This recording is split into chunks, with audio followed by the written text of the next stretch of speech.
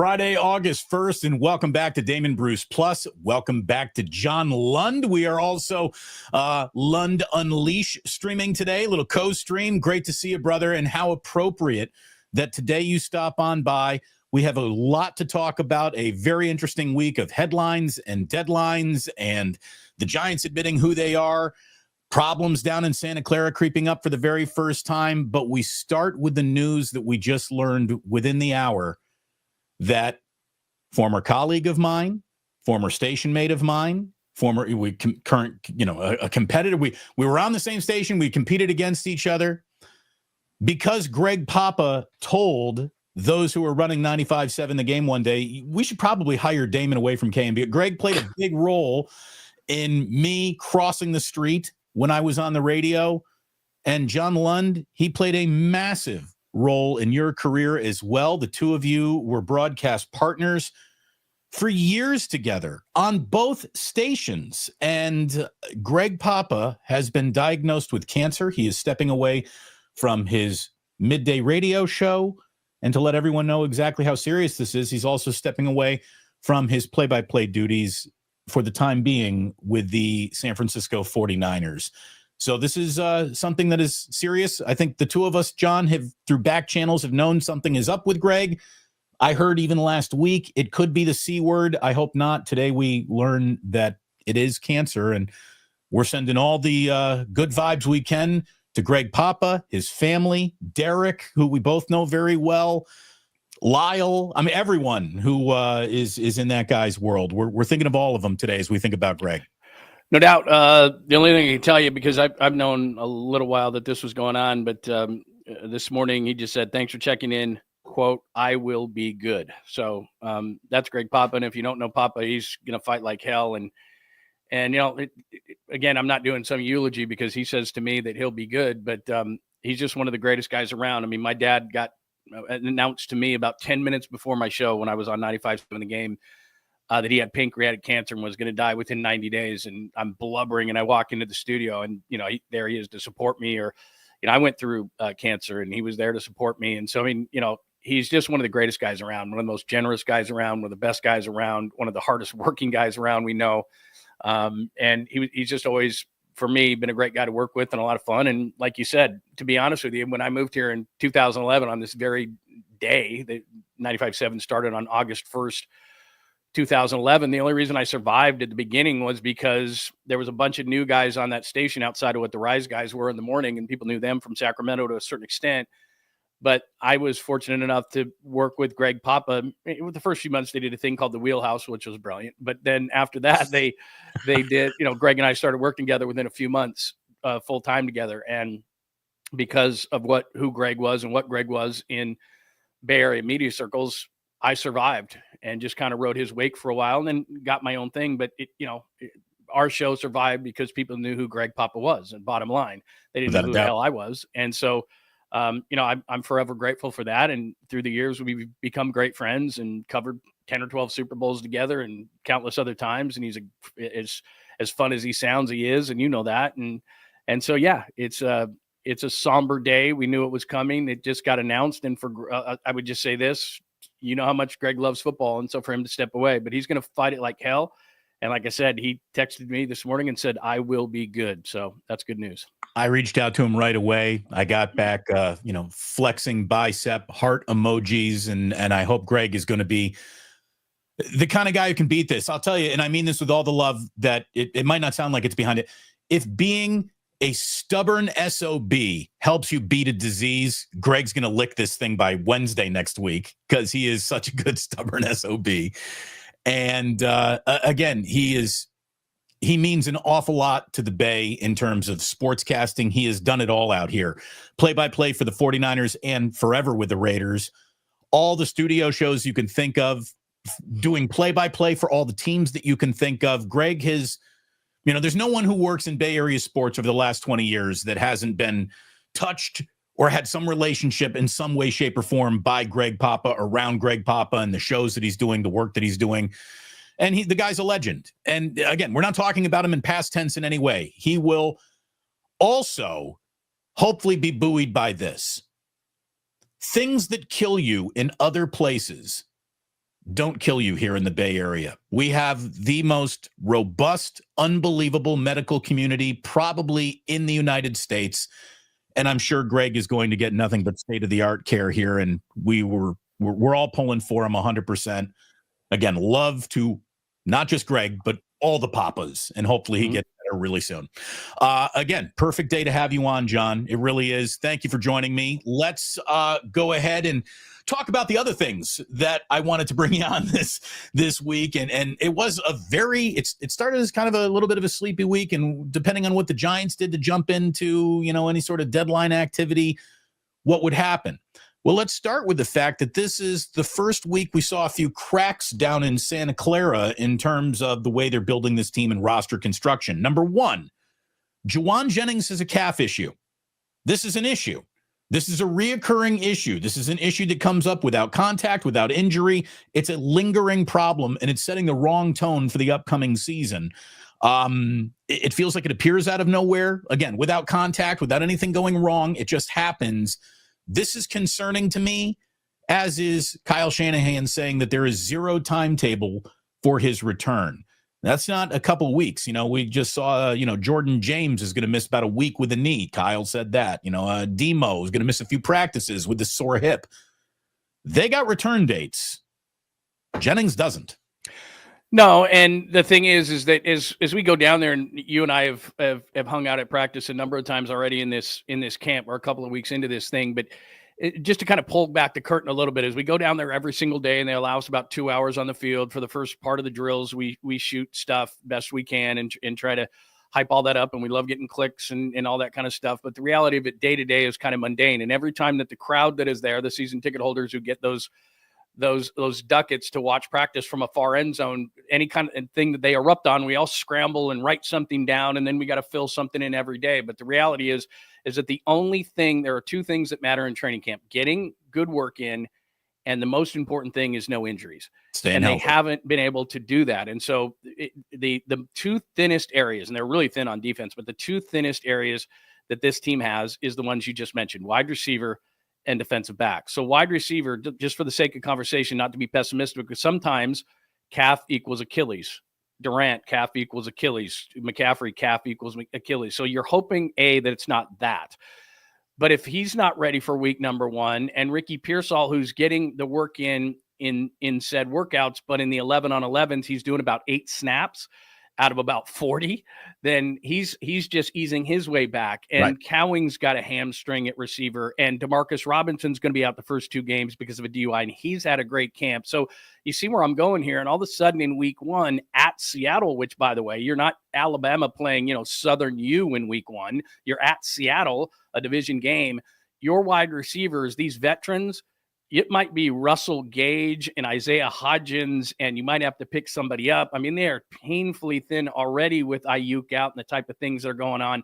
And now, as you said, if there's a timetable, like, for example, Renardo Green and Cowing, it looks like they're going to practice that week when the Niners are in Vegas playing the Raiders that week. That's August 16th. You still have 3 weeks to get ready for Seattle. They should be back as long as nothing goes wrong. But when you hear a calf injury, and you're here no timetable, and that's your number one receiver who's de facto number one wide receiver already, right, that's a problem. Look, I really thought that there was enough production from Terry McLaurin last year to where that tube was going to find its way back into the tube of toothpaste. They're whatever's wrong with McLaurin, they're going to work that out. There's no reason to really talk about trading for him, acquiring him, because there's no way the Commanders are going to move on.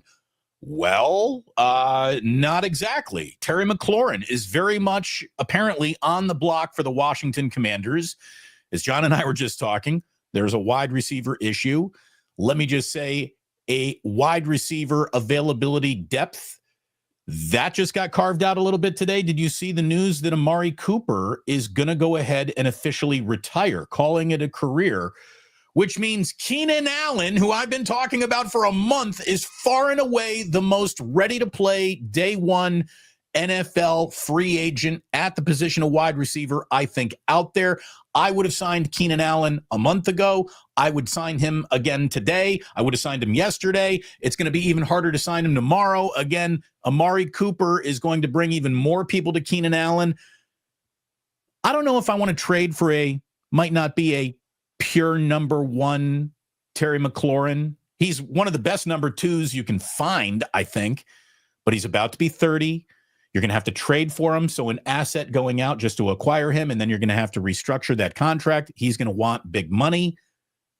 Keenan Allen, it's just one quick check. That's it. You trade no one. You just write the check. Go out and get Keenan Allen. Yeah. Today. Well, just to look at both of those situations, let's be logical. And I get it. A lot of times we aren't logical, and I hate to bring common sense into the issue, but let's just get this straight, that they traded Deebo Samuel in part because he's declining, but also in part because he was $20+ million. They really don't love the contract of Brandon Ayuk, and he's hurt. And now 49ers fans want to think that the organization is going to get back into a wide receiver negotiation with Terry McLaurin. That's the last thing they want to do. They're desperate at the position, don't get me wrong, but they're not that desperate. So I don't see that happening at all. And then as far as the second part of it, I agree with you 100%. Keenan Allen isn't fast. He never was. But the one thing that's great about Keenan Allen and fits within what Brock Purdy does is he's where he's supposed to be. So Brock Purdy is an anticipatory thrower. And if you're supposed to be in place A, that's where Keenan Allen's going to be. Everybody runs some version of the Shanahan offense. There might be different vernacular within that. But if he learns it, and as a veteran, he'll learn it quickly and gets in there, he's where he's supposed to be. And yeah, he's not going to go 80 yards down the field on one play, but if it's 3rd and 4, he's going to be where he's supposed to be, and he's going to catch the ball. And for the 49ers, that's okay, because they need somebody that's going to be where they're supposed to be. And that's a problem because, as you just pointed out, if it's not going to be Jennings and right away it's not going to be Robinson and it's not going to be Ayuk, then I like what Jordan Watkins is doing. I've been staring at him at camp the whole time. He's got pretty polished, man, isn't he? Well, he does. He has this move that is amazing, and I think they're going to use him in this certain way. He has a jab step at the line. He's not overly physical, but these corners for the Niners are getting up on him, and it's out in. He's so quick, and then he runs that kind of Kansas City quick slant route that they burned the Niners with in the Super Bowl with Rashee Rice, where it's 3rd and 4, and he just catches it across because no one can catch him because he's so fast. So he runs the quick slant, gets off the line, gets out of bounds. He's got 4. So I could see him doing things like that. But the intricate time spent together, even with Pearsall, they don't have that. So bring in an Allen, like you said, be where you're supposed to be on 3rd down. And I think at least in the short term, before they can start get some of these guys back, that might be the best move because, as you said, somebody's going to pick him up. And by the way, speaking of Amari Cooper, we all know this. I was covering the Raiders and doing pre and post game for the Raiders when he first came in. I did it, the first interview he ever did in the Bay Area. And he said about 2 words at a time. I know he went to Bama. I know he was a really good player. He didn't love football. He just didn't love football. And so it shocks me not at all that he could probably sit out most of camp, get a job, make probably quite a few good bucks. But I just don't think he ever was so passionate about football, Amari Cooper. Again, for him to be, traded to a team that's got the MVP and then do so little for Buffalo, right. That was just... It looked like the tread had officially come off the tires. I don't think the tread is off Keenan Allen's tires. And even if it is, what I would tell the 49ers at this particular time of the year, perfect ain't available. Everything you want in the transaction that you want to make or don't want to make, perfect ain't coming to town anymore. The minute you see pretty good, you should go after it. By the way, this would be the same thing I would tell the Warriors and Jonathan Kuminga. You guys have so walked past the concept of this is going to be smooth and perfect that you need to just do something at this point. We'll get to that a little bit later on in the show. It is awesome to have John Lund here. We got to do something every couple of weeks together. We have too much fun whenever we do it to not keep doing it. I'm going to ask everyone to hit like and subscribe. Do it to this channel. Do it to John's channel. Please go ahead and make the algorithm push this live stream by hitting that thumbs up button, if you would, please. And then when you're thinking about what you're going to do for lunch a little bit later on today, this weekend, maybe you're going to a Grateful Dead show, get yourself to Ike's. Bring a sandwich with you into Golden Gate Park. Bring a sandwich with you everywhere you go. It's just a great idea. Get to Ike's.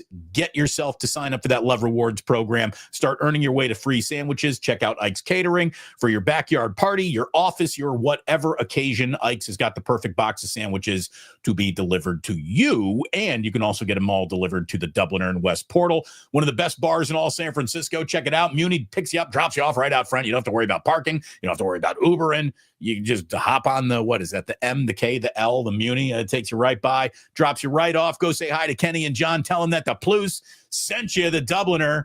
Go get some. John, we got to get to the Dubliner. I know. I mean, I'm ready. And like you said, man, no drinking and driving, nothing. It is, if something will drop you right in front of a bar, yes, please. What more do you need than that? Not only are we going to take care of this good time tonight, we're going to get your ass home without incident. How much more do you want than that? Look, a few more thoughts on the 49ers and the week and some, the one good thing in an otherwise feeling like it was a little bit of a negative skewing week for the 49ers. Ji'Ayir Brown, who needs to have a big rebound year, really good rookie performance, sophomore slump last year. Here's year 3, and year 3 is when we learn an awful lot about whether a guy is really cut out for this league or not. I think that he is. He says that he's been spending time in the quarterback room. I think this is the one interesting thing coming out of yesterday's press conference when he said that, he wants to understand how offenses attack defenses, specifically him, specifically safeties. And I got to tell you, John, I was talking about this with Kruger earlier this week. Maybe you've noticed it too. Ji'Ayir Brown is so vocal now in this secondary. It does feel like he has learned offensive tendencies and he is trying to call out he's like the guy in the tarmac. He is using the 2 glow sticks to land planes and he's pointing out everything. He's communicating in ways that I haven't quite seen before. A lack of communication was a serious problem in the secondary last year. I'm really happy to hear that, and I think I've actually already seen it. Ji'Ayir Brown looks a little reborn, if you don't mind me saying. Well, a couple of things. In the very press conference you're talking about, he's night and day from the first time that he walked on in Santa Clara. I mean, he just comes in, and he's kind of just like, eyes big and all that kind of stuff. And yesterday when he spoke, I mean, he sounded like a veteran. He sounded like he was mature. And let's be honest, the thing that scares me, we were just talking about wide receiver and how that scares you. The safety scared the hell out of me because what's been going on in camp is everybody's really excited that Brock's throwing these deep balls. He hit DeMarcus Robinson with another one. He hit Watkins with one. He's been doing it the whole camp. Well, that's great if they were playing against the Seahawks. They're playing against their own secondary. And I've watched Jason Pinnock's 25 turning around and Darrell Luter Jr.'s 28, and you're going against that secondary. And so Ji'Ayir Brown is now being charged with being the leader of a really young secondary. I know Demo is obviously a leader in his own right, but you're talking about when Mustafa comes back, he's in his second year, and Pinnock has been more of a special teams guy. Pinnock's been pretty good, though. He has. I like him, and I like his attitude. And I saw from the press conference with him, he's an impressive guy. And, Renardo's in his second year, and because the Niners are so top-heavy, it's, Luter Jr. and some of these other guys that are just incredibly young. So Ji'Ayir, I'm sure, was challenged to be like, hey, man, you're going into your third year, and that's not really a veteran, but you have to be that way, especially on the back end. And all I can remember from him last year is Justin Jefferson beating him for about 96 yards. So, look, he's got to be better. He's a good player. He played good as a rookie, but, injuries sometimes are an excuse, sometimes they're an explanation. Like you talked about, had a bad shoulder, got hurt in the Super Bowl after that interception. And so hopefully he's healthy. Hopefully he's good, had an off-season procedure as well. And maturity is a big part of it, but he's having a good camp. There's no doubt, but they don't have a lot of room for error in that secondary. Again, the chat is flying already this morning. A lot of thoughts and love going out for Greg Papa. Of course, Rita says, thank you, Yaz, for 7 years in orange and black. Gamer played the game the right way. Best wishes, Mike. And then Rita would come back with a little super chat, something going in the JJ Raider Ganja jar saying, speaking of trades, how did that Cepeda for Sadecki trade work out? Not so great. Not so great when it's all said and done. But thank you very much for the super. We appreciate it. Look, we will get to the Giants. We will get to them admitting the situation they're in. But right now we're kind of talking football. And look, I think the 49ers need to admit the situation that they're in. There is interesting, worthy of exploring young wide receiver talent rostered. But ultimately, Kyle Shanahan needs one more veteran receiver. Keenan Allen. Do it before somebody else does it. Do it before somebody else does it, because once he's gone, the bin of odd lot wide receivers doesn't look nearly as attractive as it does with him sitting right in there. No, there's not a guy that you could pick up off the street and give you what they've got. And look, I know this isn't as sexy because people want to hear coming from camp who are the young guys like the Watkins and, guys like that. But look, Russell Gage is going to be a guy and Hodgins might be a guy, and you just might have to survive for a while. And like I said, you might as well just do it with Keenan Allen because he can come in there very quickly and get, move that he can at least be a chain mover. And early on in the season, and I don't know that he's going to be here the whole season if Ayuk can come back and Ricky. But again, if Keenan Allen is by far now, as you said, Amari Cooper retiring, he is by far the best option out there for a team that is as thin as the 49ers are at receiver. Hey, we got over 100 people in the room. We're not even at 50 likes yet. Just it's really easy. Just hit the thumbs up. It's so easy. It's effortless. It costs you nothing. By the way, less than 100 subscribers away from 46,000. Nice. Thanks to everyone who is helping the channel grow. Thanks to everyone who is helping John grow. Go ahead and like and subscribe over there too. It might be some bad news this week coming out of Santa Clara, but to make things a little bit better and easier for Niner fans to digest all that, how about the discontent coming out of Dallas this morning? Well, I don't know if you just heard about a minute ago, Schefter's reporting that now Micah Parsons, he's posted on social media, he wants a trade, which it's kind of misleading, especially in today's social media. So McLaurin asked for a trade. Well, so did Brandon Ayuk. So did Deebo Samuel. Lots of guys asked for trades, but more than that, because then everybody says, well, what are the odds? And all these things start to happen. It's just the last ditch effort for the agent to say, well, just go ask for a trade on social media and see what happens. Generally speaking, it doesn't work, but that's part of the process now. There's almost like a checklist that says, be an asshole. Okay, check that list. Okay, do this, do this, do this. Finally, the last thing, ask for a trade. Any team in right. Oh yeah, you got to take that. Yeah, take that off your social media. Like there's a checklist now of what you do, and it's to get a new contract. It's not. Micah Parsons doesn't want to leave the Cowboys, but he wants to get paid. And Terry McLaurin doesn't want to leave Washington. They're finally in the upswing with Jaden McDaniel. He wants to, but he wants to get paid, and that's the number one thing. These guys aren't running around here getting their heads bashed in for free. So I get it, but look, there's going to be a bunch of teams lining up. But what did Jerry Jones do last year at the last minute? Sign Dak Prescott. What else did he do at the last minute? Sign CeeDee Lamb. Like, people don't understand. I worked in Dallas. People don't understand. Jerry Jones, talk about me, negative, positive, whatever. All talk about the Cowboys is good talk. Just keep it going, make me front and center. And then at the last minute, he'll finally pay Micah Parsons. He likes this, man. He eats it up. He likes PR better than he likes winning. And that's the problem in Dallas. Without a doubt. Did you see Kevin Clark of Omaha? He's doing a lot of First Take, I guess, this week. And one of the things that I saw clipped off and put on Twitter was him basically saying, so football God comes down to earth and makes a deal with Jerry Jones. And the deal is you get to win the next 2 Super Bowls, but you don't see a microphone the entire time it happens. Nope. Or you get your microphone, but no promises. What are you going to do, Jerry? Jerry would take the microphone and no promises 100 out of 100 times. Yeah. I mean, I've seen it. He'll wait for the media. I've never seen an owner like that. He'll stand there and wait. Like after a bad game, most owners or most, whatever high up executives, they are out of there. They don't want to talk to the media. Jerry waits for the media to surround him. Is everybody here? Is everybody here? And then everybody gets around him and then he goes. Like, it's just, he needs it, man. It fuels him. And he would rather get people talking about the Cowboys. No bad PR is good PR. He does not care. He would rather 100 out of 100 get people talking about the Cowboys, which is financial gain for him, than he would to win a Super Bowl. That's just how it is. That's why there is so much frustration there is he doesn't care. He wants to elongate this process. He knows Micah's going to get paid in the end, but like they play Philly week 1. He doesn't want the talk to be about Philly's Super Bowl or anything like that. He wants it to be about Micah not getting a piece. Is it on Thursday night or Sunday night, whenever it is. And he wants all the talk to be about the Cowboys, even if it is about Micah Parsons' contract, rather than the Eagles getting their flowers for winning the Super Bowl. What's crazy is these teams negotiate themselves into a corner that they then get themselves out of, but they piss away 3-4 weeks of valuable prep time. I mean, look at what's going on with the Cincinnati freaking Bengals right now. Trey Hendrickson finally walks back into the room. Well, get that deal done. It should have happened a month ago with the Shamar Stewart thing, bordered on insanity. And of course, the Bengals are right in the middle of it. Bad teams have bad habits. Bad owners have bad habits. And it looks like, it's hard for those old dogs to learn new tricks. You'd think all these years of coming up short might signal it's time to do something a little differently, but no, the stubborn cuss decides to rule the roost. Diana Rossini reported earlier this morning that Micah Parsons' Cowboys relationship has deteriorated to the point where the star pass rusher is considering drastic measures. And John just said he saw on social media that drastic measures have been implemented.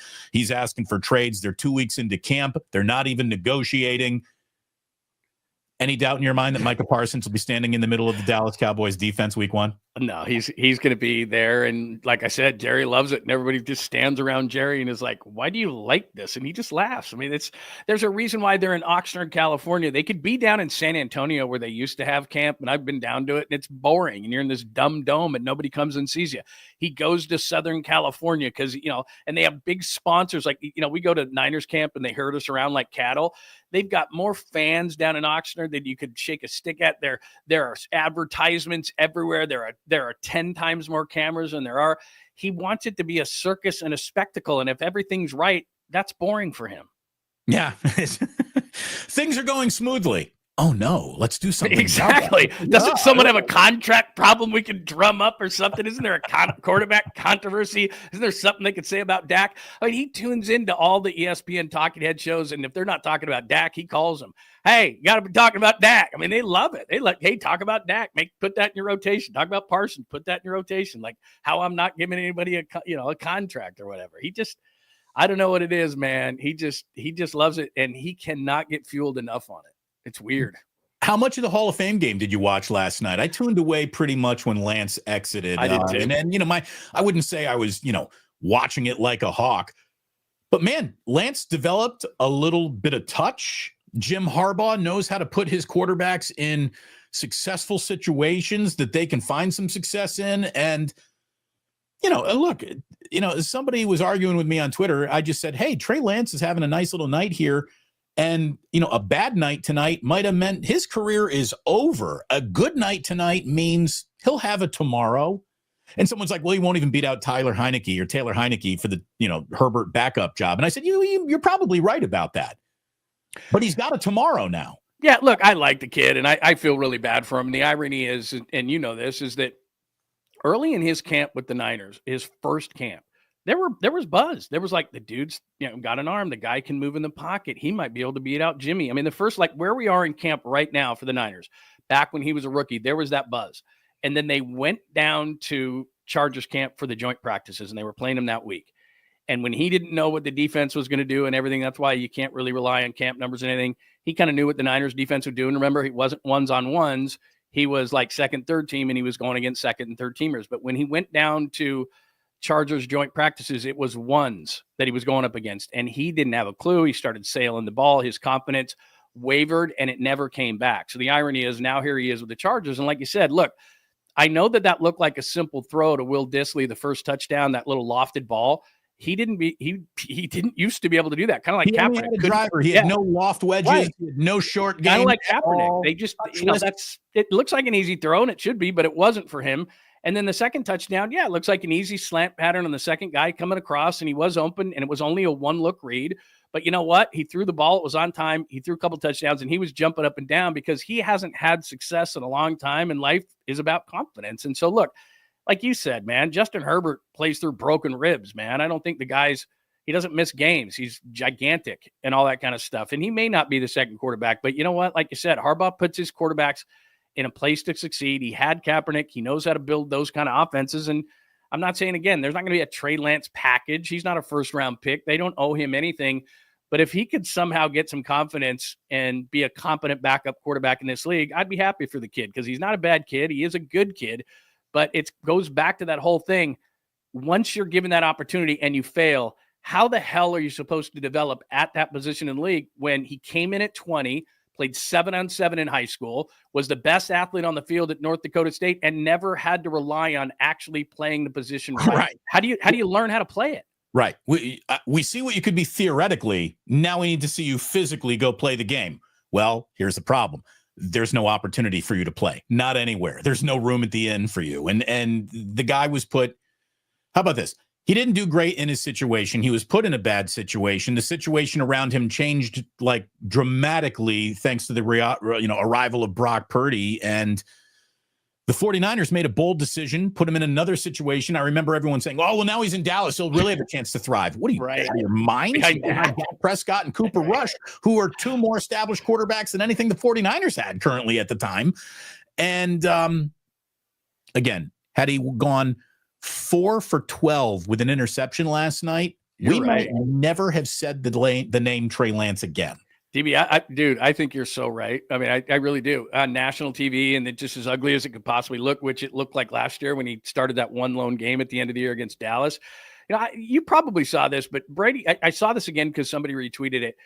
Brady had one of the best things I've ever heard a quarterback say. He said he goes up to the line and he looks at the defense and he knows exactly what they're going to do. And he says, look, I don't have to hike. I don't have to snap the ball until I want to. So he's got 2 other plays. And the play that he's got called, he looks at the defense. He knows what they're going to do. And he says, it's not going to work.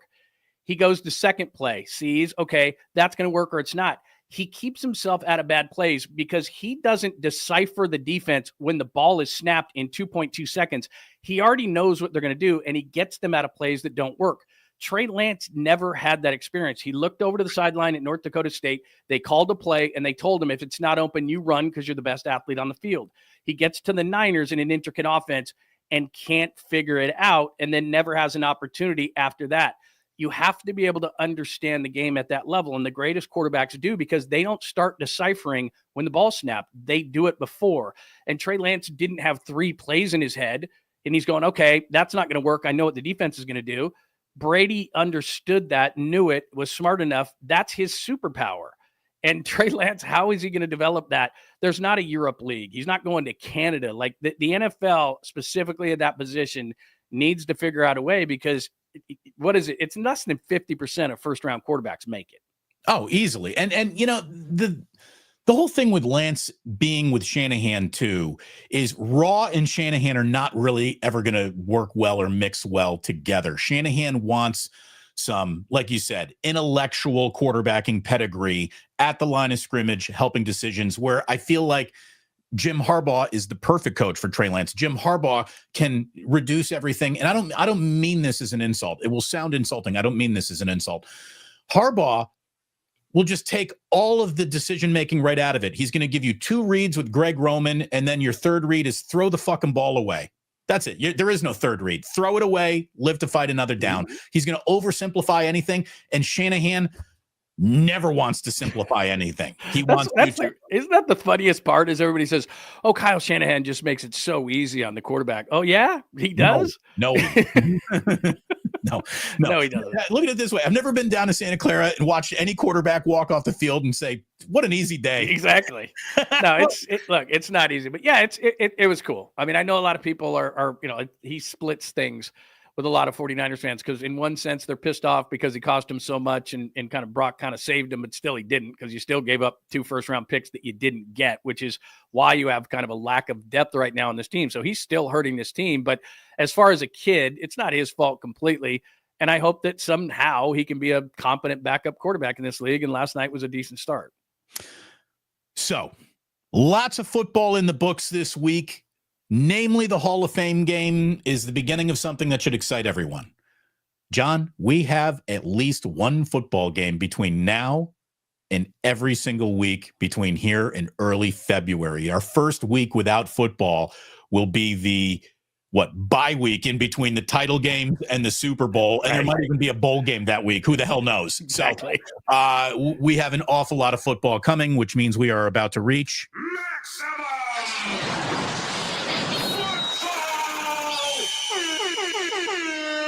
That's outstanding. God, you never say maximum baseball or maximum basketball or maximum hockey. Like people football rules everything, man. Here's the thing. I never even liked that as much as Ratto hated it, which is why I kept on doing it. I don't know where you are today, Ray, but I hope you heard that one. Cheers, by the way. Sip of the day. It's officially happened. This is delicious coffee. Everything's good. What are you working on there, John? Yeah, dude, I'm trying to cut back, but man, I just can't. I can't do it, man. Look at us. Both Yeah. Both The rocking Yetis, man. The Yeah. Yetis. I'm telling you, I can't, my wife this morning was like, I know you're trying to cut back. So did you want me to make you some? And I'm like, yes, Yes. full pot. Let's go. And it's like, Yes. I can't help it. Yes. I try. The liquid crack, it must go in. Can't help it. All right. So somebody earlier in the chat said, I'm just here to hear Damon's take on Mike Yastrzemski. All right. Before we even get into the trade deadline, what it represents, what it means for Posey, let me just say this about Yastrzemski. The problem with Mike Yastrzemski wasn't Mike Yastrzemski. The problem with Mike Yastrzemski is that the Giants never produced a prospect that pushed him off the field. That was the problem with Mike Yastrzemski. Yastrzemski has very, very, very good fourth outfielder written all over him. He is defensively good enough to play the toughest right field in Major League Baseball, which means he is a borderline everyday player. A bit miscast. Sometimes he lived up to that miscasting. Other times, not so much. The Giants had a lot of problems. Rarely was Mike Yastrzemski the biggest of their problems. Yastrzemski was a good major leaguer in a bad major league situation. Kind of, how do you feel about how are you going to tell your children about Mike Yastrzemski one day? Well, look, I like him, and I think it's hard not to because, his encore was jumping into the over the short, fence in right field to make an amazing catch. Like you said, he's a great right fielder. And if you had a lineup, which you'll never have in San Francisco, that could carry a right fielder who couldn't hit and a catcher who can't hit and an inconsistent lineup and a first baseman and second baseman who can't hit, even though Devers is at first now. But, you get my point, which is, yeah, if you had 7 or 8 other good hitters, then Mike Yastrzemski would be great in right field. But like you said, he's a placeholder to kind of tell you where your team is if he's on your team. And like you said, great traits of a right fielder who could even play center in a pinch and be a great defensive guy, left-handed bat off the bench, or a guy who could, be a utility guy in the outfield, whatever. I like Mike Yastrzemski, and I think a lot of people are conflicted because you had to realize what he was, and he came through in a couple of big hits, but he was what he was, which is if you have him on your team as your starting outfielder, and then that's what your team is, and that's kind of what it is. And now it opens up for Luis Matos. So all those Giants fans who just screamed and yelled at the top of their lungs, he just needs regular at-bats. All right, he's hitting 164. He's had a number of at-bats. We shall see. He'll probably get, maybe Grant McCray or the guy they just got from the Mets or something like that. But I would imagine that Luis Matos, the organization, is finally going to say, okay, let's see what you got. And here look, you go. Here's 250 at-bats at the end of the year. Got.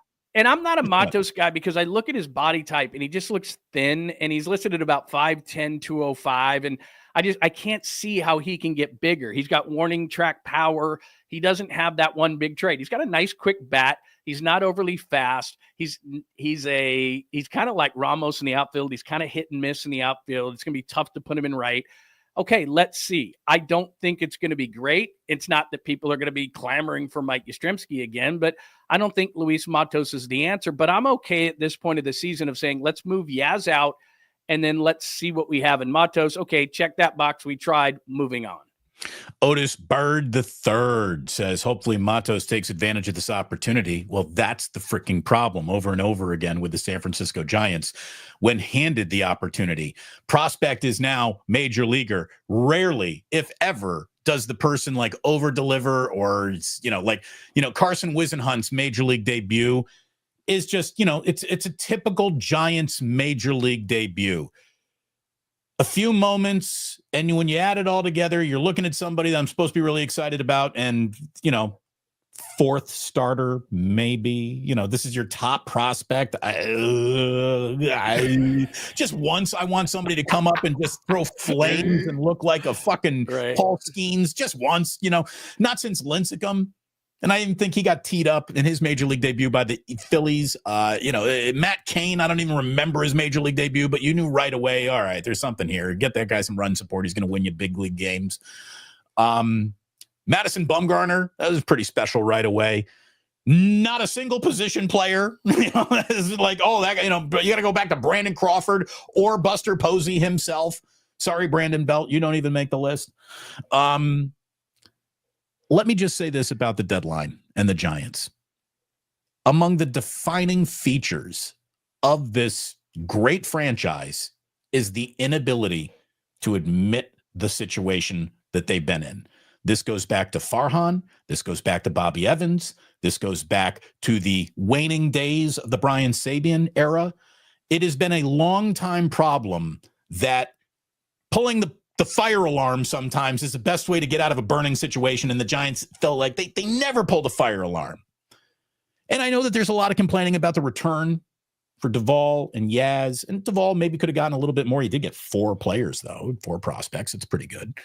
Yaz, you weren't going to get very much. Tyler Rogers, you're not going to get very, very much. No one is throwing any parades for Buster Posey. Like his biggest moves have fallen flat. You know, he tried to jump the market on the Devers deal.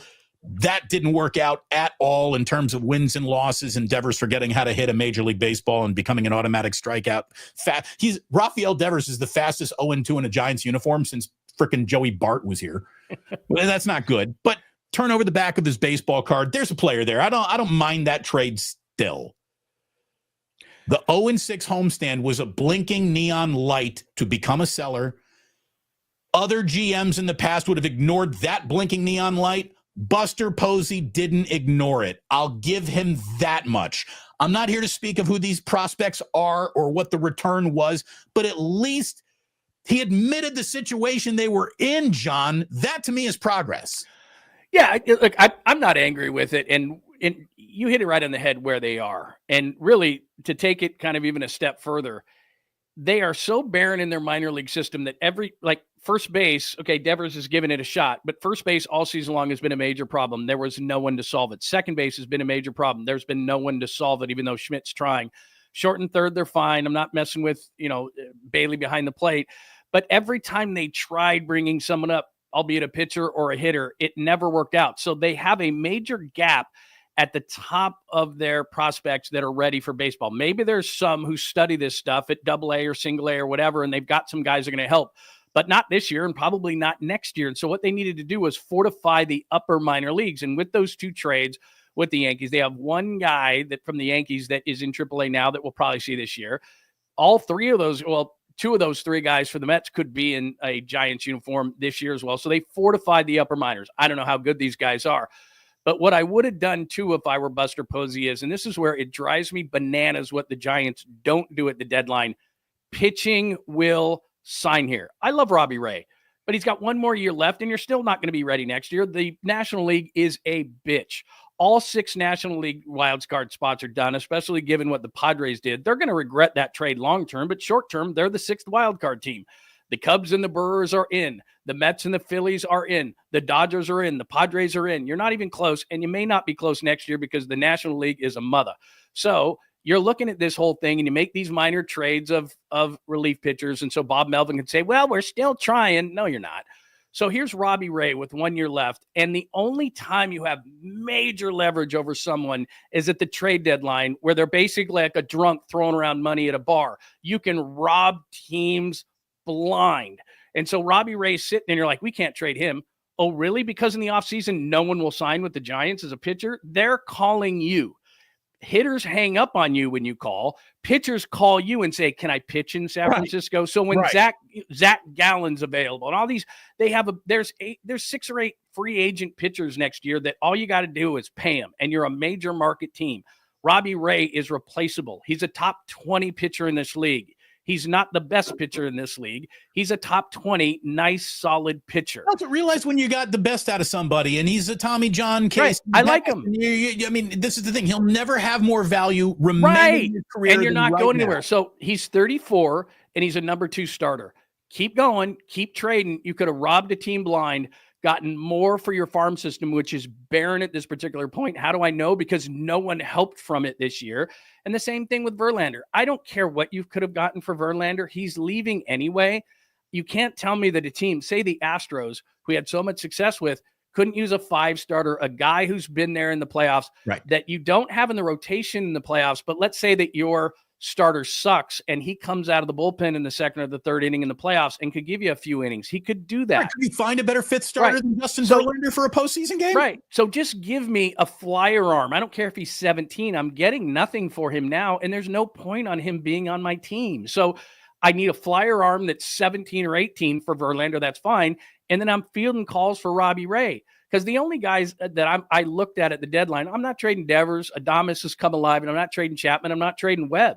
Everybody else, give me a call. Because to me, like, dude, Wilmer Flores could have a good at bat for a postseason team. Exactly. Why not really do this? Why not include Wilmer and Verlander and Robbie Ray? And I would have, the way that he's been running the base paths too, I would have taken a call on Ramos, to be totally honest with you.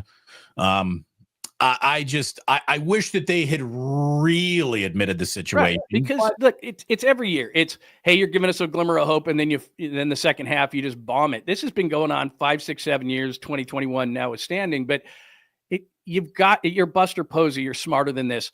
Pitching will sign here. You don't have to keep Robbie Ray at 34 for another year. He's a really good number 2. I get it.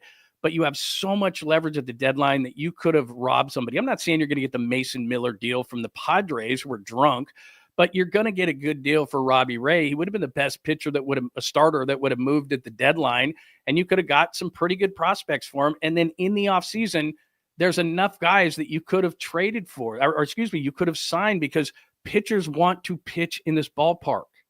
It's that simple. It is. And no hitter wants to take the money. No. Trade for hitters, sign pitchers. Right. Look, so they get back for trading Duvall. They got right-hander Tristan Vierling back from the Yankees as their 19 prospect in their pipeline. He's a double-A guy, yeah. Catcher third baseman Jesus Rodriguez. He's the Yankees' number 25 prospect. We'll see him. He's in AAA. We'll see him this year. Another third baseman named Parks Harbor, and left-hander Carlos De La Rosa. I'm not going to tell you. He's 17. That's a flyer. Any authority on any of these dudes. I remember being 17. Not well, though. For Yastrzemski, they get another right-handed pitching prospect. I would have just asked for hitters in all these trades. I would have need just keep your fucking pitchers. We need hitters. But okay. I agree with you. Hey, at least they did something. And Fuji Simeon would like to know, John, as he drops a super on your end, is there a bottom of the pint today? The rest of the season? I got to get with Krugen. We got to get you on that thing, because I got to be honest, that thing is a lot of fun. I will do it with you. So here's the deal. The Duchess, my mom, lands and is with us for the next 2 weeks. Okay. She's going to be here for the next 2 weeks, but we will do a bottom of the pint together. I promise. I want to do it. I've been tuning in. I've been watching you. I gave you a super chat to try to get you drunker the other day. Well, if they scored the day you came in, it was really fun because they scored 8 runs. And so every time they score a run, we have to chug a beer. But then the week after that, like, they got shut out, and it's like, then it's boring. So it's like, we try to entertain the best we can, but it's like, you score 8 runs, we're having a good time. And they beat the Dodgers, I think 8-7 that night. So yeah, we had a great time because we're drinking a bunch of beer, but it's like, then we become, little sippers when they score no runs, and nobody has a fun time then. Bunch of teetotalers with, 0 for 28 with runners in scoring position or whatever the hell it was against the New York Mets. It was the worst. Right. It was like for World War II for the Giants and with runners in scoring position over a single series. Yeah, that was no good, man. By the way, whenever you got to go back to World War II to find out how bad you suck, that's just not good.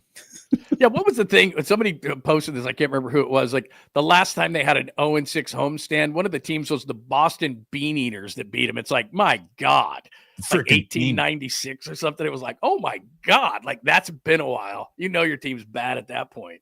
By the way, I know that, not to interject any politics here, but as people are saying, bring back Redskins. And Redskins never offended me. I don't give a shit one way or the other. Right. I don't fucking care at all. Bring back Bean Eaters. Bean Eaters. That's the freaking name that I want to imagine being around the old table going, what are we going to call them? Bean Eaters. Boom, let's go. That must have been a Friday night. It was 4:59 p.m. and people are just like, come on, man, it's the weekend. Bean Eaters, good, let's go. Like, somebody had to, let's go drink. Like, Bean Eaters. Really? That's the best we can do. Their pint when they came up with like the Bean Eaters, really? The Bean Eaters. Right, man. I'll at least give you this, Giants fans, whether there is much of a season left for you to root for or not, hopefully you see some of the kids come through. Hopefully some of them start producing. And if you wanted to save a little money before you go to the ballpark, well, the Giants just followed up their deadline announcement with the fact that you can buy 2 tickets for $16 to select games in August and September. And so there you go. I mean, if you're going to sell it off, at least make it easier to go in there. Jillian and I were there Friday night last week for the 8-1 loss to the New York Mets. Oh, God. That was a bad one. It was a bad one. I mean, that park still is. That's when a it's good point. full, it's beautiful. Yeah. We had a great time. We spent way too much money on hot dogs and beer, but we did it. And we saw Smiley Dan. Always good to see Smiley Dan out there.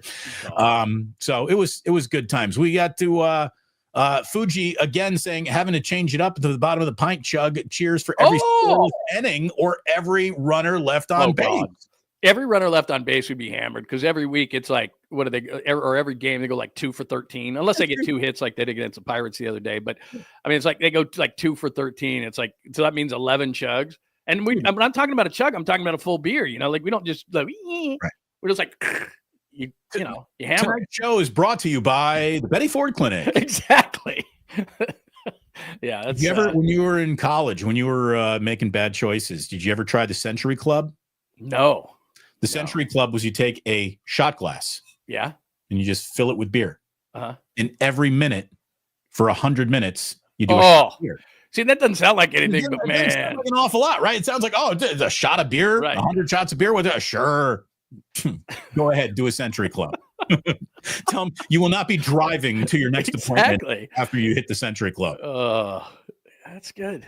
I've not tried the 9 and 9 either when they do 9 hot dogs, 9 beers, and 9 innings. Like I saw that JJ Watt about 2 weeks ago did it in like 6 innings. Like I'm not 300, I'm not 300 chiseled pounds clearly. Yeah. And he did it. But like most people, like, no, not doing 9 hot dogs, 9 beers. We're too old for drinking games. No. Let's see. Joe Sullivan, who has been a member now for 10 months. Thank you very much. Happy Friday, fellas. Should be cheaper to get the Plus out there now. Yeah, we were talking. We were thinking about doing a group buy. I'm still going to do that. I got to talk to our friends at the Dubliner. We're going to try to do like maybe a plusing in the bleachers before one of these games comes and goes. And well, I guess we really got to get on that. We're running out of baseball season, which, given the way it's gone for the Giants, might not be a bad thing. All right. So now to the least welcome topic of the show, as far as I'm concerned. Oh, no, I know where you're going. I think I've had it with everybody here. Jonathan Kuminga and his current stalemate with the Golden State Warriors. Let me tell you, these two sides really deserve each other. They really freaking do at this point. The truth is, the day that Stephen Curry came out with his "fuck these guys" quote about Kuminga and Moody going up to that game in Sacramento when they were playing for that play-in lives of theirs, and they won because Kevon Looney turned into Wilt Chamberlain with like 25 offensive rebounds or whatever it was in that game that really tipped it to the Warriors' direction. That's when they should have traded Jonathan Kuminga, because that's pretty much when Steph Curry said, "I've lost faith in some of the guys on this team," but they didn't do it. And now here they are, handcuffed to a young man who seems like he would almost enjoy the risk of betting on himself and handcuffing the Warriors to a dollar amount in any trade package, which wouldn't return a thing. What's so funny is all these people are, including like Shams and all these guys who really know what they're talking about. And the clickbait that is constantly put out there of the Suns offered $490 million, or the Kings offered this, and he talked to the general manager, and then they got to work out a trade first, man. And both of the options that the Suns and the Kings have given him are shit. So he's not moving anywhere. But where the Warriors are to blame, and Kuminga is too, you're 100% right. But where the Warriors are most to blame here is, I go back to a deadline. We just talked about it, baseball. You knew what was going to happen in this offseason. You knew he was a restricted free agent. You knew he didn't want to be on your team. You're supposed to be the adult in the room, and smarter than this, you're supposed to be able to project what's going to happen in the offseason, which is nobody had any money. You weren't going to get really any great deals back. Trade him at the deadline. Now, I know what he did in the Minnesota series. I get those kind of things, but you got to be proactive in this situation. You should have known this kind of situation was going to rear its ugly head. So now you've got 3 guys really in the same situation with Giddey in Chicago. You got Cam Thomas with the Nets. They all knew that this situation was coming up. And so here's Kuminga saying, look, I don't want to be locked into that position again where I want to find out what I am and I can't do it. So I understand his viewpoint. I understand the financial situation the Warriors in, but you should have already known. They're not taking the deal from Sacramento, and they shouldn't. They're not taking the deal from the Suns, and they shouldn't. But there's no other way to do this. And so the only way to do it, if I'm Kuminga, is eventually he's going to have to go to the organization and say, look, what he wants is restricted free agency with no strings attached next year. The Warriors are saying we want an option year so we can trade you next offseason or at the deadline so they can control the situation. Well, the Warriors already blew that. You should have been at last year's deadline if you weren't going to pay the guy. And you know this as well as card to play at the time. You didn't play the card. You waited too long and you know it, and that's their fault because of all these people studying the situation and they should have known. And then here's the other situation, and you and I both know this. It's not kumbaya behind the scenes between these two sides, and it never has been.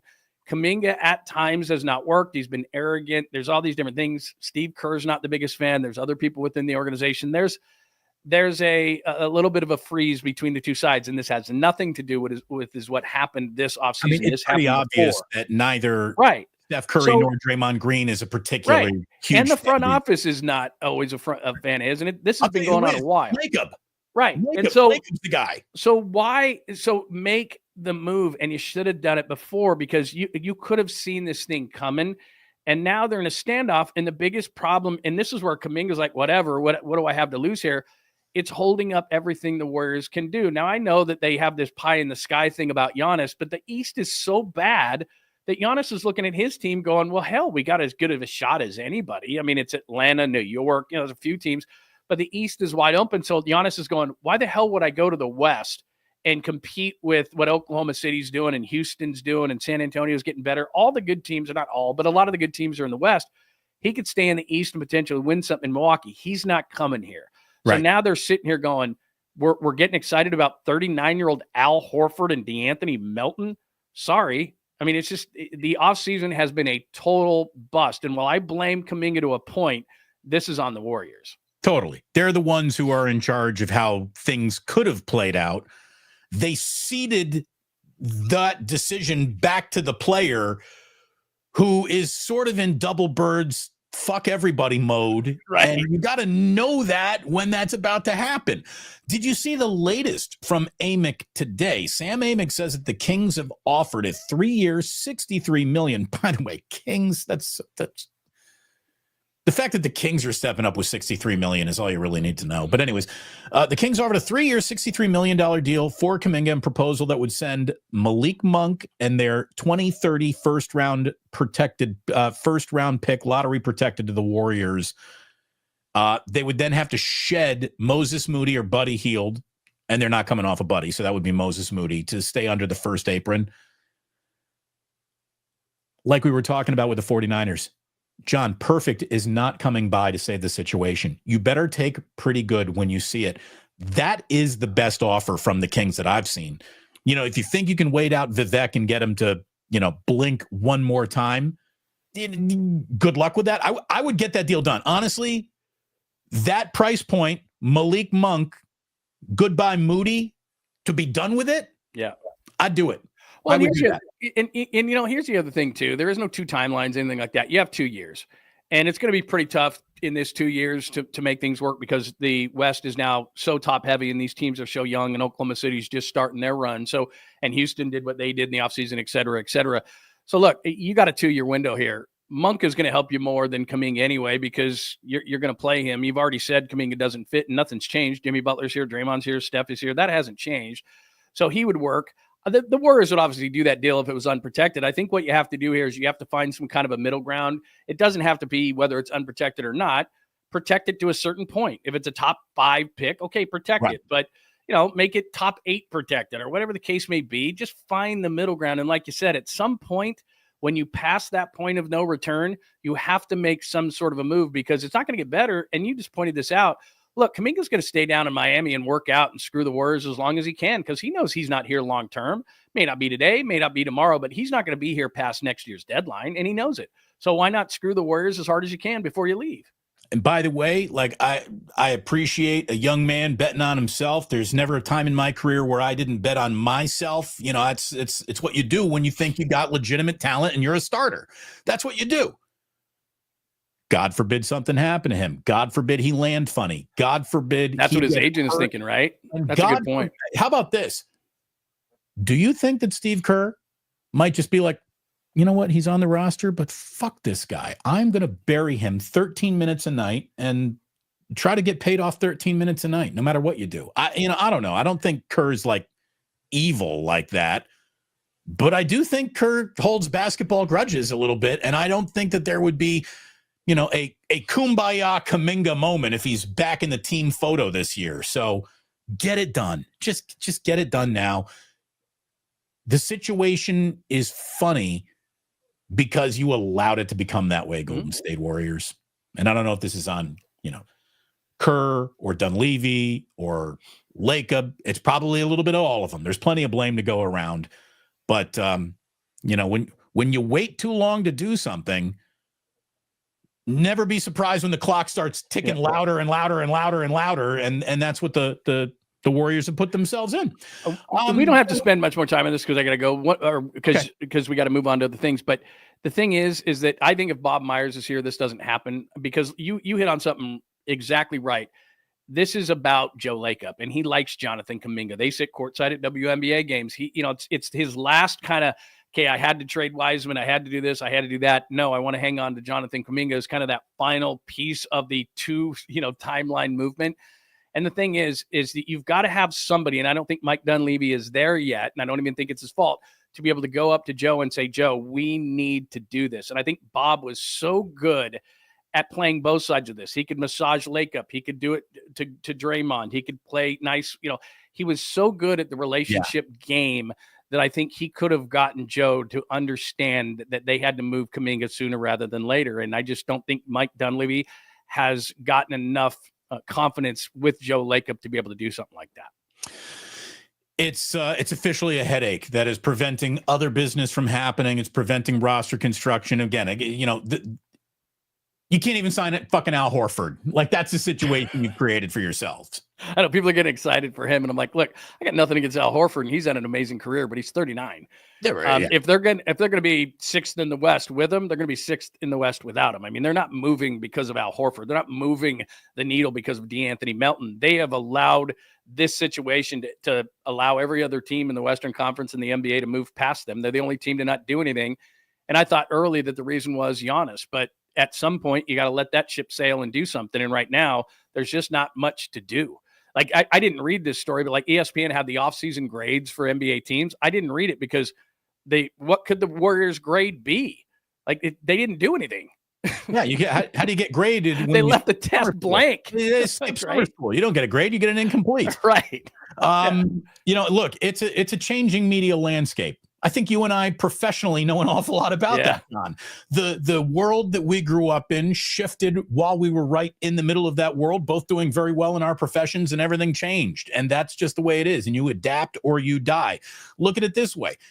E-News, E-Entertainment Television, which was a huge part of, Brooke Burke, Wild On, the Howard Stern show. That shit was on my TV all the time.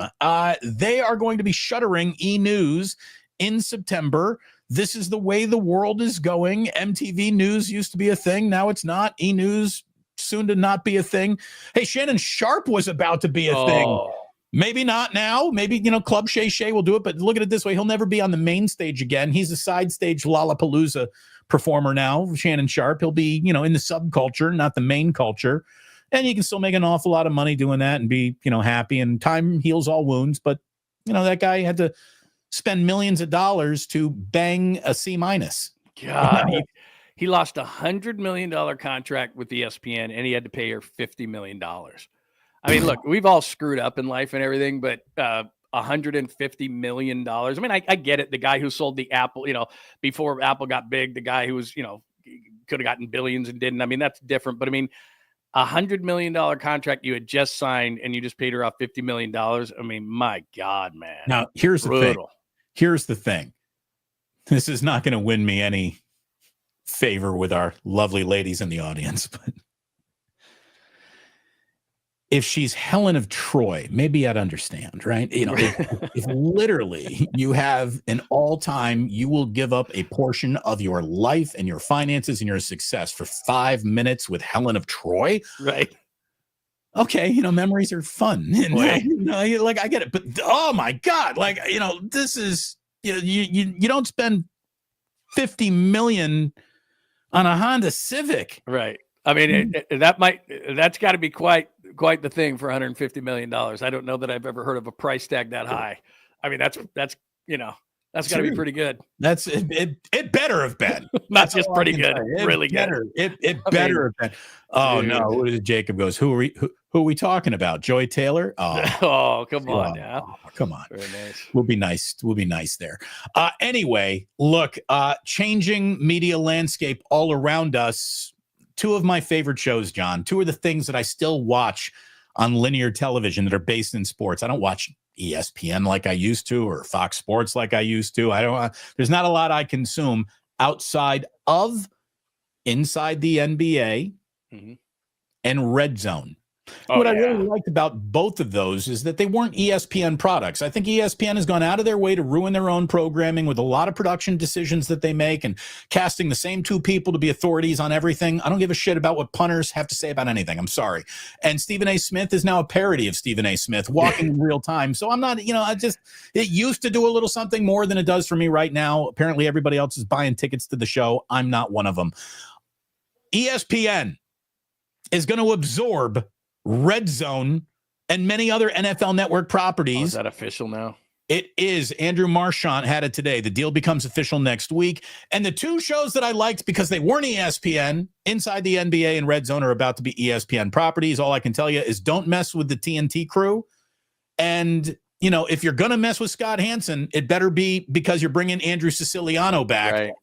Don't put fucking Mina Kimes on Red Zone, okay? And I like Mina. She's not bad, but there's no time for give us your hot take. I mean, it's boom, boom, boom, boom, boom, boom, boom. It's like it moves, man. And so I hope they don't. And same thing with Inside the NBA.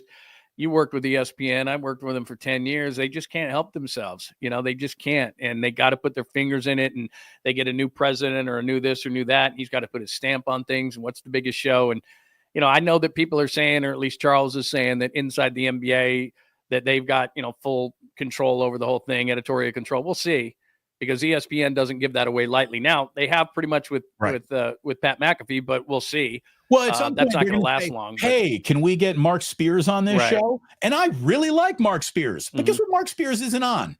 Inside the NBA. Right. So him just showing up to be on it, whether he's good or not, is changing the show. Well, and I would be shocked, like you said, because they use him on every other medium ad nauseum. I can't believe that Screaming A is not going to find his way onto that platform. And the minute that happens, it's over. I mean, it just is that's the jump the shark moment that can't come back. What they have now and how it is currently constructed is 100% right. But if Charles is telling the truth, and I don't know, you can throw as much money as you can at him, so maybe he'll change his mind, but he says he's going to be gone in a couple of years. And when that happens, the show's over. When next week hits, are you getting back down to Santa Clara to go to more training camp? Yeah. I mean, I like it. Monday? Did you get down there any other day but Monday this week? No, I just went down Monday. I wanted to see the pads, and I wanted to check that out, and they've been good to us. And you go down. I think if you go down a couple of days a week and then stay up on it, you're fine. Because like today, I'm going to write a piece and do a show on just, okay, we're 2 weeks into camp. What do we think? Because essentially what we do is we go down there, we watch, we scribble down really fast when a play is made offensively or defensively, and then we report it like it's a major thing. And sometimes it is, sometimes it isn't. But when you take a large, now we have a sample size of a couple of weeks, now you can kind of see what are some things that are, that are happening most days. And just off the top of my head, like a guy like Upton Stout, who's in the slot, I was skeptical. Small college guy, 5'8", 185. Is he really gonna be able to do this? He looked good running around in shorts. And now every single day in pads, Saleh talks about him. Kyle talks about him. He's covering guys. He made a great play. You were down there that day.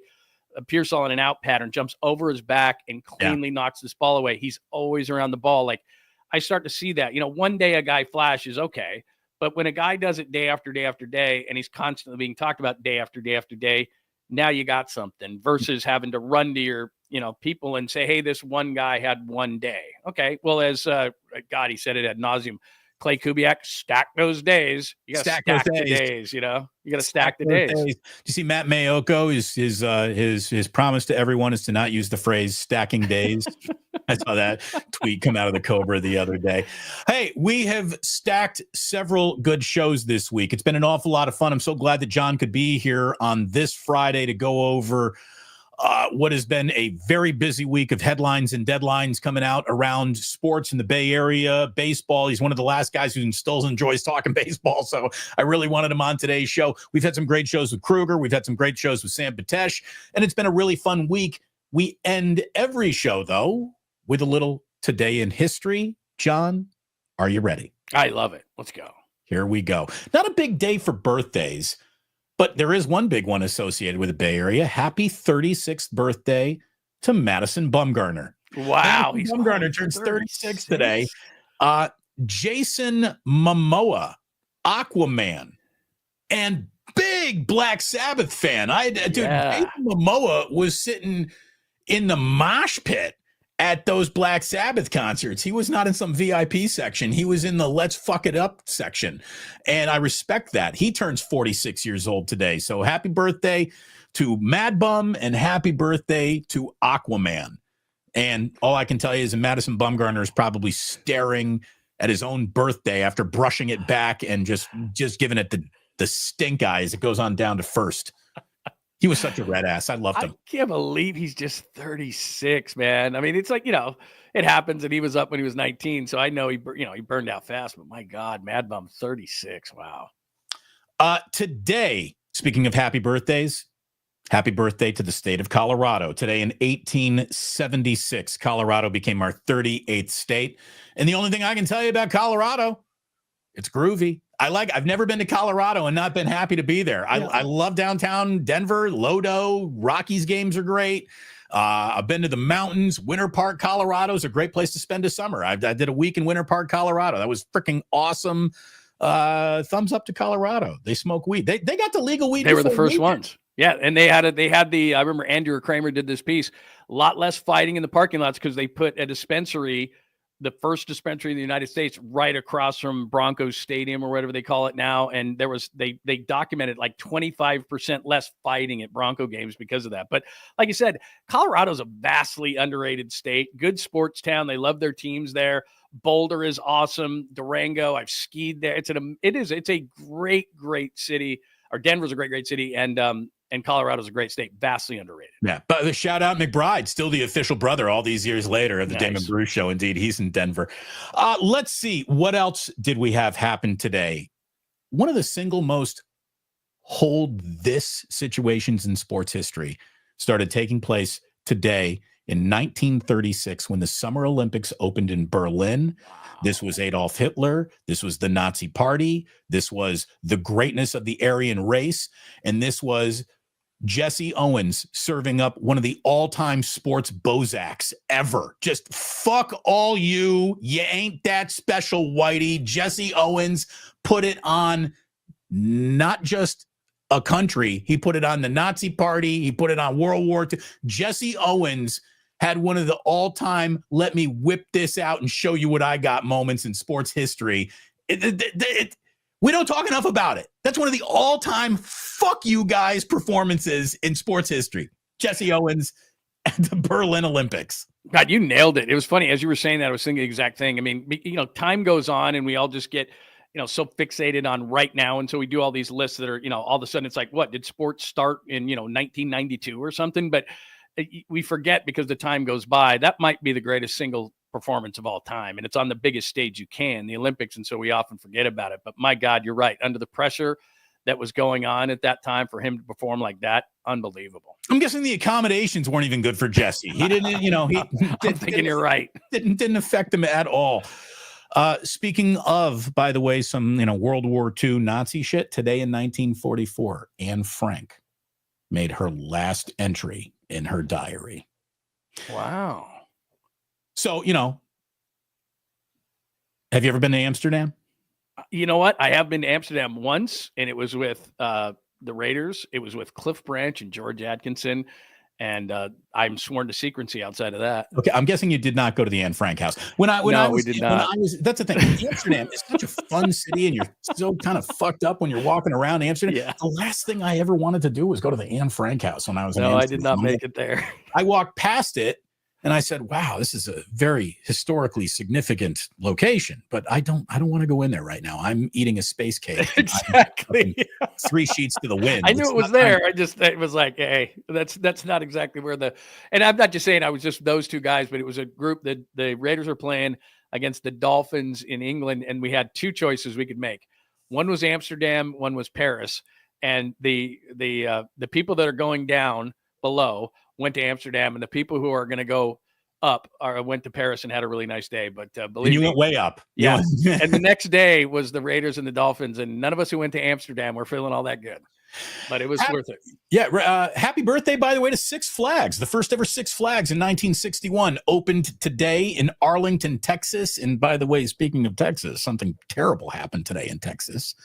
In 1966, when Charles Whitman, who was an ex-Marine and a student, went up to the clock tower in Austin, and at the time staged one of the biggest mass shootings in American history. He wounded 31. He killed 14 from the University of Texas clock tower. And the good news is that paralyzed America so much that we solved all problems with mental illness and gun issues in that moment, and we haven't had a problem with mass shootings since. No, not at all. Oh, that's right. We didn't do that. Anyways. Do you know, by the way, that Six Flags, you mentioned Six Flags? Yeah. I literally worked when I lived in Dallas, ESPN Radio, ESPN 103.3 was directly across the street from that Six Flags. And then as Jerry was building Jerry World, so straight across was Six Flags, to the right of that out my window was Jerry World. And it was being built at the same time. And then, it turned into the albatross that it is, gigantic screen. Which is the bigger roller coaster? The roller coasters at Six Flags or Jerry's ownership? Oh, that's not even close. That's not even close. Is that a Six Flags by Levi Stadium? That's not open anymore, is it? That is a Six Flags. I don't know. Is it still open or not? I think they shut it down. It looks like it always looked like the lamest Six Flags ever. Yeah, I never went in. I want to see towering roller coasters when I think of a Six Flags, and there's nothing towering in there. So I never went to that Six Flags. No. Nor did I. Some very important moments. Speaking of an ecosystem that no longer media ecosystem that lives or exists. But boy, if you needed some boobs early on in your childhood, Cinemax came through and gave you that. Today in 1980, Cinemax launched. Wow. I don't think Red Shoe Diaries was one of their original things, but I remember, come on, man. You couldn't do more than Cinemax did to help my libido along. Then, maybe some scrambled porn channels did their work too. But man, Cinemax, thank you very much for all your good times and memories. The younger demographic has no idea that before it became so easy that the internet made it so easy. You basically had either magazines that if maybe your dad or something or whatever, or you had Cinemax, and you just had to wait up till 2 a.m. and people were like, well, you just DVR'd it. No, you didn't. You had to stay up, and you had to wait till 2 a.m. in some, cheap thing, it was just, you had your HBO, your Showtime, and your Cinemax. And HBO, you could get a glimpse here and there, Showtime glimpse here and there. Cinemax after midnight or after 10 or whatever it was, they didn't hide the facts. They were Skinemax, man. That's what they were. Tweed and Skinemax. There you go. Shannon. 10 o'clock. Or I don't know, was it midnight? I don't even remember. But after then, that was it, man. You didn't have internet. It wasn't as easy, kids. It wasn't as easy as it is nowadays. You had to wait. I've been saying this. I remember the kids don't know how hard it used to be. I used to masturbate to still photography. You kids got it so good. You have no idea. Yeah. I'm telling you, man, Cinemax. It was just that. You're like, what are you working with? I mean, like an old Good Housekeeping. It's a little light around here. Yeah, but no, seriously, your parents would be, what are we going to get for cable? And everybody had HBO and everything like that. And then you could maybe get Showtime out of them. But my mom was always wondering why I was like, Cinemax. And she'd be like, why Cinemax? And you were like, no, they got some great movies on that. She'd look at me like, that's an extra $7.99 a month. And I'm like, we've got to have it. No worth it. I need this. Exactly. Speaking of you need it, you wanted it. I want my MTV. Today in 1981, MTV launched as a network. Everybody knows that the Bungles video killed the radio star. was the very first video. Do you know what the second video was? Oh, I used to know this. I did used to know this. I don't remember now that you put me on the spot, but I used to. It's a she. Sheena Easton. No, good guess. Very good guess. Pat Benatar's. Oh, that's right. You Better Run. It was Pat Benatar with the second video ever shown on MTV Network. Today, also in 1981, and I'm guessing it wasn't very long until it became a video that MTV was also showing, but today in 1981, Rick Springfield dropped Jesse's Girl on us. And, you know, there's a lot of songs from the 80s that still hold up, and that's one of them. Jesse's Girl still fucking rips. That dude's like 75 and he's still doing shows. Like clearly HGH is helping that dude along, but like he's the best looking 75-year-old, most in shape. He's gotten help. I get it, but he's the most in shape, best looking 75-year-old man ever. Yeah. I saw some video like a month ago. Dude's shirt's off. He's 75, you know, no gray hair, of course. And he's ripped and he's playing Jesse's Girl at like 75. I'm like, are you kidding? Him and like John Stamos, like they'll never. Yeah, I'm sure he's being helped along a little bit with something. At the same time, whatever. My advice to all of you is be born very handsome. Exactly. Just be born handsome and then work with your struggles as they show up. I was a radio guy, man. I did not have that option. I did not have the option. Not handsomely. No. I was born. I do know that. Let's see. How about this? You want to talk about memories from the 80s. Today in 1987, Iron Mike Tyson defeated Tony Tucker and unanimously got recognized, sanctioning the WBC, WBA, and IBF. All of the belts came together, unified, when Mike Tyson beat Tony Tucker today in 1987. It'd be impossible to describe to anyone who's new here what Mike Tyson was to the world of sports. I think Tony Kornheiser said it best one time when he said, in the history of sports, there was absolutely nothing more exciting than hearing ding, ding, and watching Mike Tyson punch his gloves together and walk to the center of the ring. Oh, my, that was sports cocaine in 87. August 1 is an awesome day. Like you said, it was short on birthdays, but my God, in terms of history, wow. Big day today. Big day today, including today's the day that George R.R. Martin published A Game of Thrones for the first time in 1996. No that was the first installment of A Song of Fire and Ice, which, of course, Game of Thrones, HBO, and they've been replaying some of those. And Jillian and I have, we got no TV show that we're watching right now. We started picking up a little Game of Thrones one-offs. God, it was so good. I miss that as my Sunday night show. Rarely have I ever been as excited for a Sunday night show as I was for, Game of Thrones. The Gilded Age isn't quite cutting it like Game of Thrones did. No, that was awesome. That was incredible. And everybody watched it. It was sports radio content. And sometimes what people do is they're not in on it. Everybody was in on it. That was something you could talk about, just like sports. Everybody knew it. Everybody was in on it. Jillian and I, my other wife, Gianna. Gianna and I used to do post Game of Thrones, and that's right. I remember that. Drive Barrett nuts, and he'd be like, "Dude, not everybody has HBO," and I'd be like, "You're right, Jason, but there's nothing preventing this from being the single most water cooler discussed show in the world right now. We're not hurting the station." Look at it this way. If you're going to run a fucking A's game tonight, let me do exactly. More people are interested in that. You want to talk about microcasting. Yeah, really. Oh, God. So let's see. Final thing to let you know about. Normally we do these in chronological order, but I'm going to go back to 1957 for my favorite thing that ever happened on today's date. Today in 1957, the United States and Canada formed the North American Aerospace Defense Command, NORAD.